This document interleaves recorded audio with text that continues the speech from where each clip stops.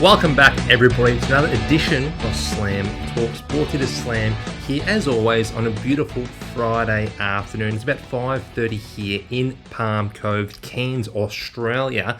I'm not in my usual surroundings of Slam's desk in Essendon, Victoria, because I'm on holiday. Yes, at Slam Talk Sports, as the only employee, I've decided to give myself a 1-week holiday up north. But that doesn't stop me from talking about all the sports possible. You know where to find me on the socials. It's Slam Talk Sports on Instagram and TikTok, and Darcy_Duncan21 on Twitter. Now, before we talk about what was one of the worst games of football we've ever seen last night at Marvel Stadium, as the Doggies absolutely trounced the GWS Giants by the tune of, 90 points in the end? Let me check that margin. It was just truly unwatchable football as the Doggies beat the Giants by 88 points. Before we get stuck into that, I want to mention a couple of news items that come across my desk, my bed really, over the last few days. Molly O'Callaghan, we go to the pool, yes, over in Singapore, the Swimming World Championships. She's just won her 11th World Championship gold, if you can believe that. Yes, she's such a young age, but already she's equaled the record of the great Ian Thorpe. Molly now stands up there with the giants of the sport. Thorpe, Emma McKeon, even we talk about Olympics, Jodie Henry. She's arguably better than all of them because what she's achieved at such a young age. And the best part is she's got the chance to better it tonight when she swims in the 200-metre freestyle to break Ian Thorpe's Australian record for World Championship gold. She's an absolute treasure. And when you compare her to other greats of this time, like Kaylee McEwen and Ariane Titmus, she might be better than them. I don't want to compare and say one's better than the other when they're all great athletes and representing Australia so well. But Molly might be the absolute pick of the bunch. That's how good she's been. Also, talking about swimming, Kyle Chalmers, third in the 100-metre freestyle. He's been unable to reach the peaks of 2016 in Rio de Janeiro when he won the Olympic gold medal, but Kyle's been such a great, consistent swimmer over the last, the last 10 years. Unfortunately, hasn't been able to get right back to the zenith, to the pinnacle since 2016, but he's still always around the mark, and it's usually our best chance when it comes to these male sprint races.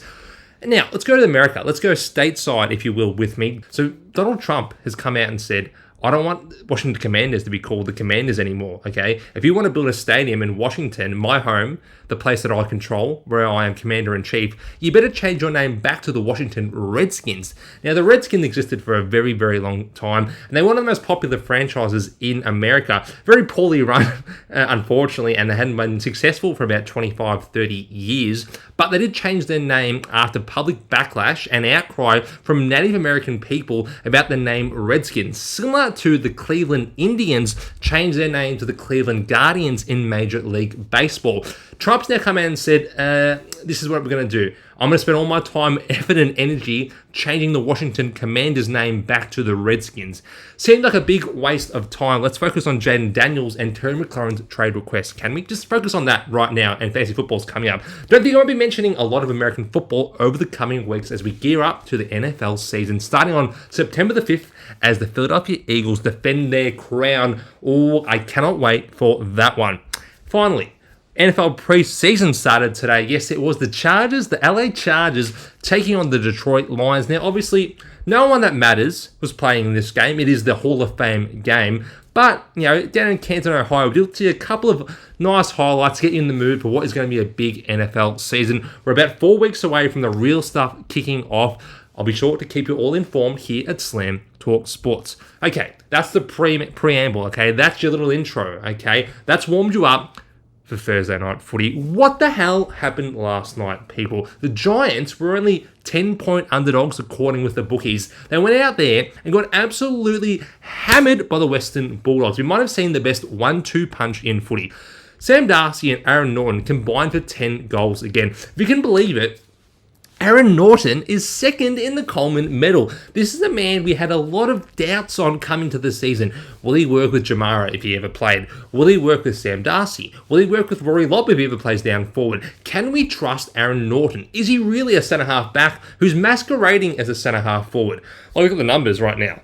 He's kicked 50 goals and about 28 behinds. He's been scarily accurate for a player which hasn't performed at that level at any time in the past. Darcy and Norton are a sight to be reckoned with, but more importantly, the Doggies midfield were absolutely able to boss this game. Plus 32 contested possessions in the first half. The game was over at quarter time. Was this a case of the Giants being up for so long and eventually they had to hit a flat spot? They'd won, 6 in a row. They'd come from 6 goals behind against the Swans last weekend. They go to Marvel Stadium on a short week without Toby Green, without Jack Buckley, without Josh Kelly, and they were exposed by a tall Doggies forward line, which can absolutely rampage when things are going their way. I'm not ready to rule the Giants out just yet, but we saw the best defender, in my opinion, the consensus best defender in Sam Taylor, struggle mightily against the height of Sam Darcy. When he's 6'10" and he's putting his arms above his head, he's about as tall as Victor Wembanyama with Dylan Harper standing on top of his shoulders, okay? It is pretty much impossible to stop Sam Darcy, and more importantly, he is a dead-eye. Dead-eye Darcy doesn't usually miss. He missed a couple last night, but he also slots him from 45-50 with absolute ease, which is why the Doggies are still a threat for the rest of the season. You look at their losses against good teams. Right? They lost to Brisbane by 2 kicks. They lost to Adelaide by 11 points. They lost to the Magpies by about, 12 points. They didn't have Marcus Bonampelli. You can say what you want about the Dogs beating bad teams and not showing up against good teams apart from GWS, but the fact is they don't lose by much. They're always in the contest. If they can figure out their back half, their defensive back 6 against really good sides, then they can still be a threat for this year's premiership, despite the fact they're not going to come in the top 4.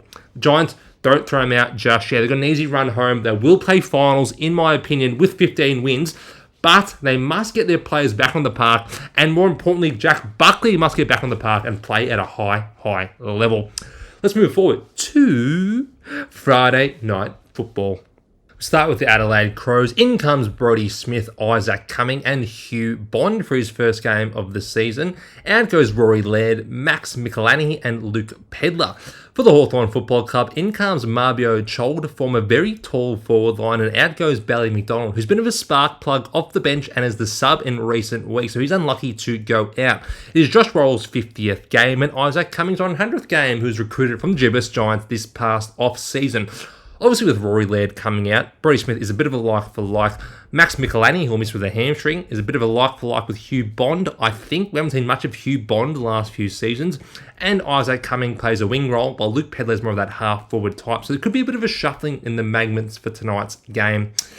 I'm big on the Crows. I think they're going to get very close to winning the minor premiership, considering how tough Collingwood's run is home. They've got 2 very tough games remaining. If the Crows can win their home games, which are against Hawthorn and against Collingwood in 2 weeks' time, then they probably will come top of the ladder. Tonight's a crucial game for both sides, but I still side with the Crows because of how dynamic that forward line is. Look at Walker, Phil Thorpe, Fogarty, and Jordan Dawson playing a big role in the half-forward line at times. And, of course, Isaac Rankin, who's now playing more that full-forward, deep-forward, Matera, West Coast role.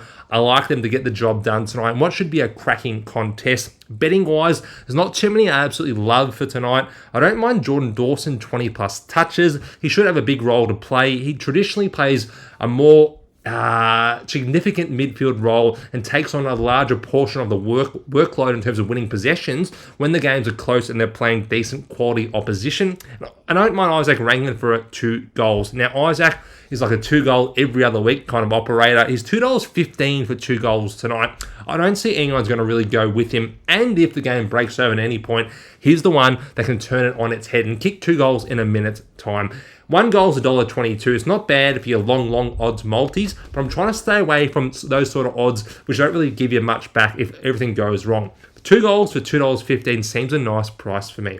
Let's move forward to Saturday afternoon football. And we've got the West Coast Eagles travelling to Melbourne to take on the Melbourne Football Club. These are your ins and your outs for the Ds. In comes Harry Sharp and in comes Jai Kelly. Out goes Xavier Lindsay and out goes Charlie Spargo. Now, Harry Sharp can play that wing half-forward role. Jai Kelly was formerly a number 1 draft pick in the mid-season draft for the West Coast Eagles before he suffered some injuries along the way. Lindsay unlucky to be out. Obviously, he was a top 15 pick in last year's draft, and Charlie Spargo has been in and out of the team this year with injuries and form. For West Coast, in comes Harry Edwards, Campbell Chesser, Tom Gross, and Hamish Davis.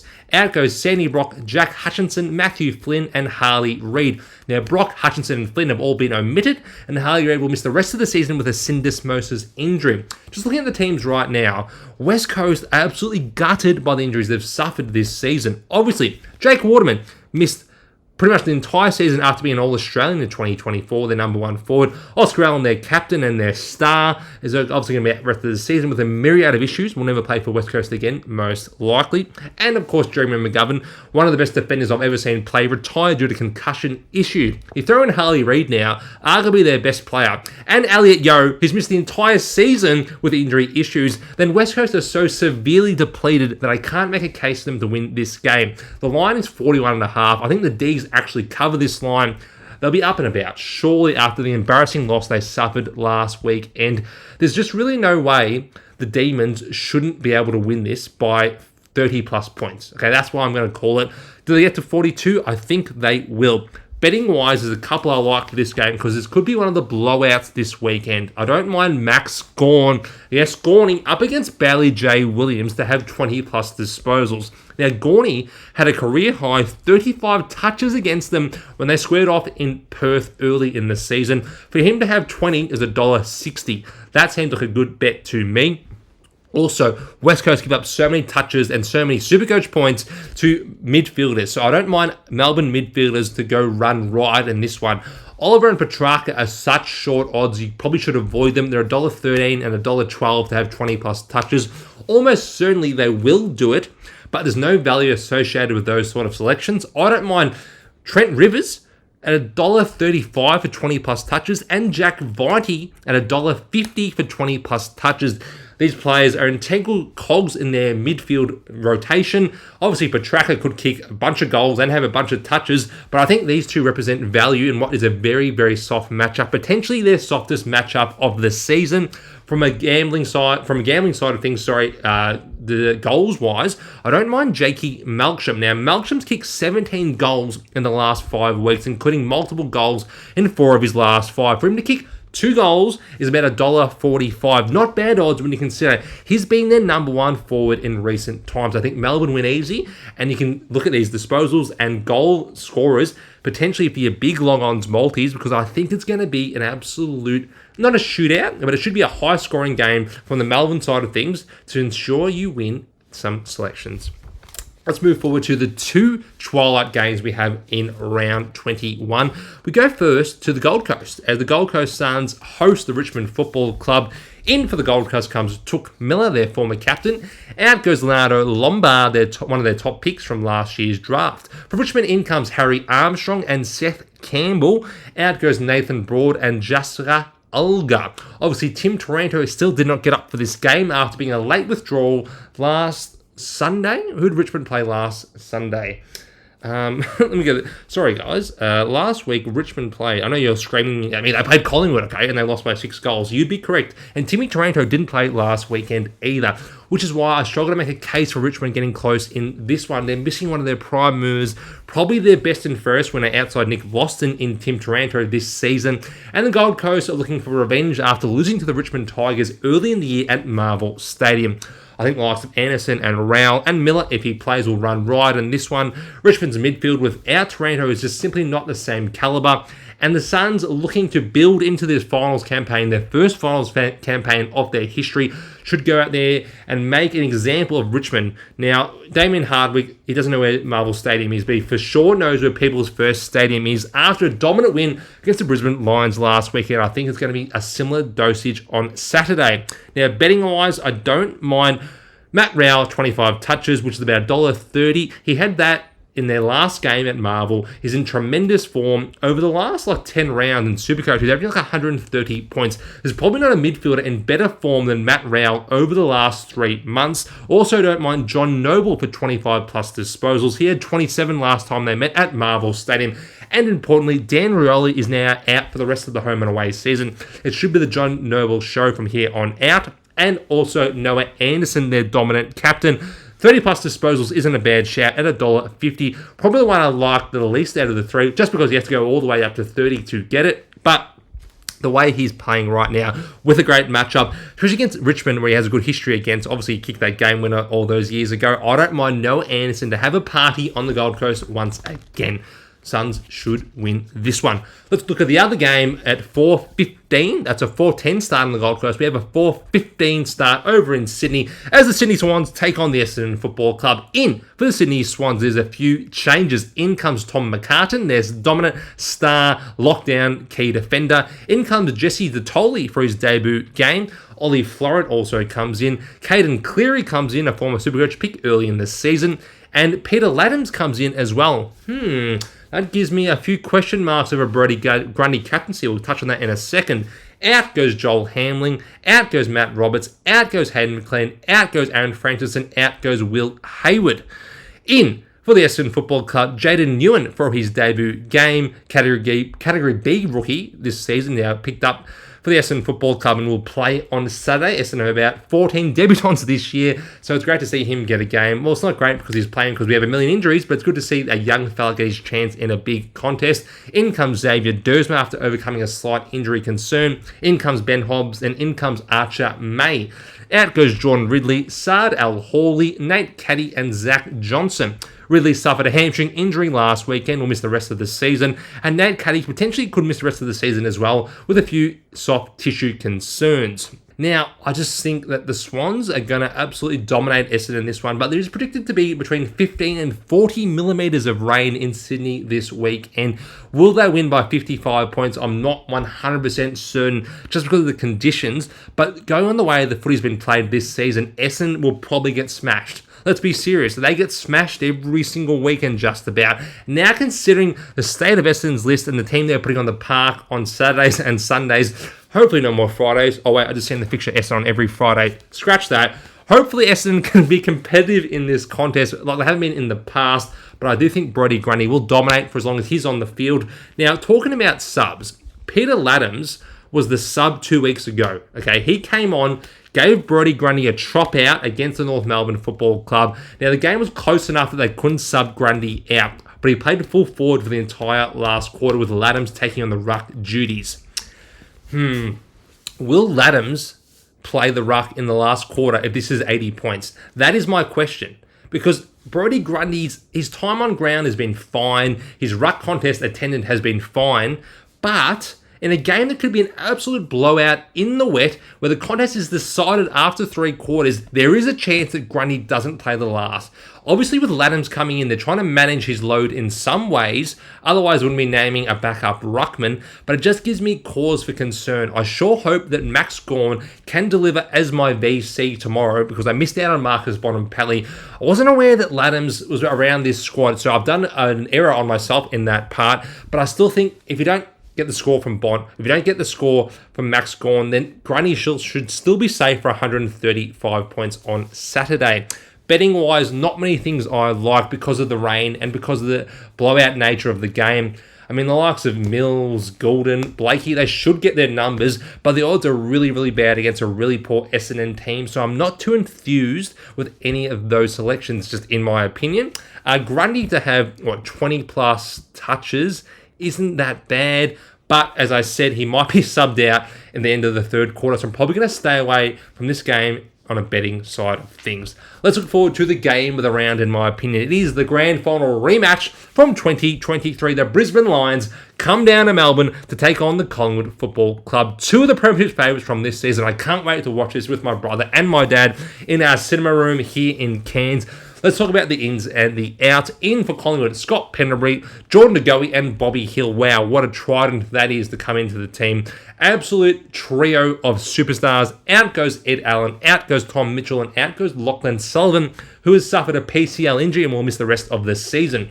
From the Brisbane side of things, in comes Henry Smith and Bruce Reville. Out goes Connor McKenna and Oscar McInerney, in addition to Kyle Lohman, who will miss the next 4 to 6 weeks with an injury. This should be a cracking contest. The line is 8.5 points in Collingwood's favour. Wouldn't pay too much attention to that. These games tend to go down to the wire. Last year, Nick Dacos had an absolute masterclass to will Collingwood over the line. Even though it was Brisbane's season, Collingwood do have a great record against Brisbane at the MCG in particular. I think they've won about 6 or 7 of their last games at the MCG against the Brisbane Lions. Now, Brisbane have a great record against Collingwood in general, but they did get smashed by them early in the year on Easter Thursday at the Gabba, when Nick Dacos had an absolute masterclass of dominating these Brisbane mids. Do I expect the similar? Well, not a 170 game from Nick Dacos, but I do think he'll go have a very strong performance against this Lions midfield, which doesn't put too much attention into opposition midfielders and worries about winning their own ball. Betting-wise, I don't mind Ashcroft for 25 plus disposals. I don't mind McCluggage for 25 plus disposals as well. Collingwood back their system, they back their midfield to win their own ball and win it off half back. So realistically, their midfield is not going to pay too much attention to nullifying McCluggage and Ashcroft, who love to win their ball on the outside and in transition. I'm happy with those two players in our multis, our long multis, to have 24, 25 disposals. Josh Dacos, 25 touches. He's been doing that most weeks. In fact, I think he's probably done it about 6 of the 7 last 8 weeks. The odds aren't great on that anymore, but I do think he's one for your long odds multis as well. Lachie Neale, 25 plus touches. He has a good record against the Magpies. He had this mark pretty much every single week. He had 35 last week, I think, in the Q Clash, a game they got smashed in. I think a lot of the midfielders are good bets in this one. I'm staying away from the goal scorers just because it could be a finals-like game, but also because it's hard to predict who kicks the goals on these teams. They've got so many great options that often a Bobby Hill or a Jamie Elliott or a Cam Rayner or a Zach Bailey can kick 2-3 goals one week and 0 the next, just because they're so unselfish and there's so many different ways they can beat you these forward lines. So I'm staying away from goals in this one. I will be tipping Collingwood to just get it home, but I think it could go absolutely either way. Just talking about the Goey and Bobby Hill, obviously Bobby has missed the last 3 weeks. He had an illness and he obviously had some personal issues with his family moving back to Western Australia. He's figuring out through that over the next couple of weeks, but we know how talented Bobby is. He kicked 3 goals in the VFL against Frankston on Saturday night, and of course Jordan De Goey got through that game in good health, it appears. He might be the sub on Saturday, but Collingwood are finally getting back to close to full strength with Pendles, De Goey and Hill coming back into the fold. Pies, I think just win, but I cannot wait for this one to start on Saturday night. Let's look forward to the Sunday games, and because I'm taping this, it's Sunday, that's not Sunday, because I'm taping this Friday evening, it's almost Friday night here. I've got the full squads for the first time ever, really, for the Sunday games. St Kilda take on North Melbourne at Marvel Stadium. It is 1:40 p.m. at Marvel, and these are your ins and your outs. In comes Hugo Garcia for St Kilda, and in comes Max Heath. First time I've had a breath in 20 minutes. Out goes Ari Shodmaker, and out goes Lance Collard. For North Melbourne, in comes Sue, Nick Larkey, Georgie Wardlaw and Cooper Harvey. 3 handy ins for North Melbourne. Out goes Jai Simpkin, their captain, who suffered an injury in training on Thursday. What a disaster. Out goes Finbar Maley and out goes Will Dawson. Now, the Saints just had their best win since probably, since 2010, 11, 12, since they were a dominant team in that era. What Nazaya did last Sunday had to be seen to be believed. He kicks 2 goals in the space of 8 seconds to increase his contract to probably about $50 million per year. He's on that Nikola Jokic contract coming up, I feel. He is such a tremendous, dynamic, game-changing player. I see him having a strong game again against North Melbourne. Now, North traditionally don't give up a lot of disposals to halfbacks and a lot of Supercoach points, but Nazaya is different. He plays everywhere. He's a halfback. He's a midfielder. He goes forward. He kicks 4. He is a different gravy to everyone in the AFL right now. I'm not saying he's the best player in the comp. I still think that's Marcus Bontempelli, but Nazaya does it in a way that not many other players can do. We don't see Bont go to full forward and win them the game. Part because the Doggies aren't as bad as St Kilda, but Nazaya's going deep forward, kicking goals, he's running from halfback, he's loose, his work rate, his engine is that of a 25, 26-year-old. I compare him to Nick Dacos, not just because they're the 2021 draft and they're both so spectacular players, but because their engines and their work rates are both so high. It's been a joy to watch him. Betting-wise, I think him for 30 touches isn't a bad bet either. It's about $1.80. I mean, he's been having that most weeks. Last week he got really cooking in the last quarter. He had been absolutely on fire in the second half. I still think against North Melbourne, no one's going to slow him down. No one's going to really try to stop him because you can't stop Nazaya. So 30 touches isn't a bad bet. Also, Jack Sinclair for 25 plus disposals. Sinclair had a bit of a flat spot, maybe in June, but now July, the back end of it, he's had 30 plus touches his last 2 games. North aren't going to do anything to stop him. I think he's a decent bet for your long odds multis as well. North, I'd love it if they can win. For my personal benefit, I've got them to win 6 games this season, but realistically, the margin of 24.5 points seems correct because North have lost their last 5 games by an average margin of 10 goals. I expect the Saints to get home in this one at Marvel Stadium. So let's look forward to the Sunday 3:15 Channel 7 national broadcast game. It is Geelong taking on Port Adelaide down at the Cattery. Ins for Geelong, there are none because they are absolutely flying. Ins for Port Adelaide, Jack Whitlock, Manny Liddy and Will Lorenz. Good for my Supercoach team. I've got Manny Liddy and Will Lorenz. Out goes Miles Bergman, who has season-ending shoulder surgery. Out goes Jack Lukosius with a calf injury. And out goes Logan Evans with an illness. Now, the margin for this one is, I think it's 45.5 points in Geelong's favour. I can't see a way Port get close in this one. They surrendered effectively last week against the Adelaide Crows after losing by, about 98 points in the end. I think Geelong will be looking to get the job done within the first 3 quarters and potentially ease off the gas in the last quarter. Maybe Jeremy Cameron and Tyson Stengel won't be doing that, but maybe some of their midfielders or halfbacks will be looking to manage their load or not go too hard if the game's in hand, just because they have a 5-day break into a game with Essendon at the Cattery. In a game they really should be looking to beat Essendon by 100 points to improve their percentage. The big watch in this game has to be Jeremy Cameron. Jez has got how many goals at the moment? Was it 69 or has he gone past that now? Did he kick 5 goals this week while he was on, out of the farm tending to sheep? No, he's still on 69 goals actually, Jeremy Cameron. I think he might kick 6-7 plus in this one. Decent odds for 7 goals. With 7 goals, you can get about $7-8 on PointsBet. 8 goals, you can get about $12-13. Now, PointsBet are the only bookmaker willing to offer us Jeremy Cameron ladder odds. Goals up to 6 you can get on Tab and Sportsbet, but only on PointsBet, at least I can find right now, can you get the mega ladder Jezza, okay? Jezza is looking to kick 100. Let's be serious, he's looking to kick 100 this season. Can he do it? Can he actually do it in the regular season? Well, if he kicks 6 or 7 in this one, he absolutely can, because he can kick 9 or 10 against Essendon. The Swans is a different proposition. That's going to be a bit tougher. But the last game of the year against Richmond, he kicked 4-5 against them at the Cattery. He could have kicked 6 or 7, because there's some shots that don't make the distance half the time because he's so damn good.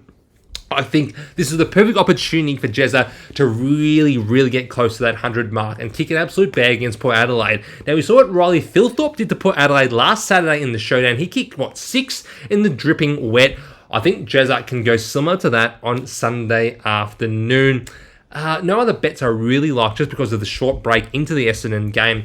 Baz Smith and Max Holmes, absolute stars. Port Adelaide give up disposals and possessions to wingers or halfbacks. Now, they're both wingmen / inside midfielders, just hard-running mids, but because of the fact that they play the ground so well, and they're both designated kickers, and they like to get the ball deep on the halfback flank and just split out and run down the wings, they could potentially have big games in this one, but the odds don't represent them in any sort of value, so I'm staying away from touches in this one. Let's go forward to the last game of the round over in Perth, Optus Stadium. We've got Fremantle hosting the Carlton Football Club. There are no changes for Freo. They're absolutely airborne after their win against West Coast last weekend. Now, the margin on that one was, 50.5 points. West Coast ended up kicking, 3 of the last 4 goals to end up covering that line, which is an absolute disaster for Freo backers. I think, though, this might be the lock of the round when it comes to margins. Freo's line was 31 points pre-teams. Post-teams, it's gone out to 36.5, and that's because out Sam Doherty, retirement, out Charlie Curnow, who will have a knee clean up and miss the rest of the season, and out Adam Chera, who has a slight injury, potentially could miss a couple of weeks as well. In comes Flynn Young. In comes Lewis Young, no relation. In comes Francis Evans.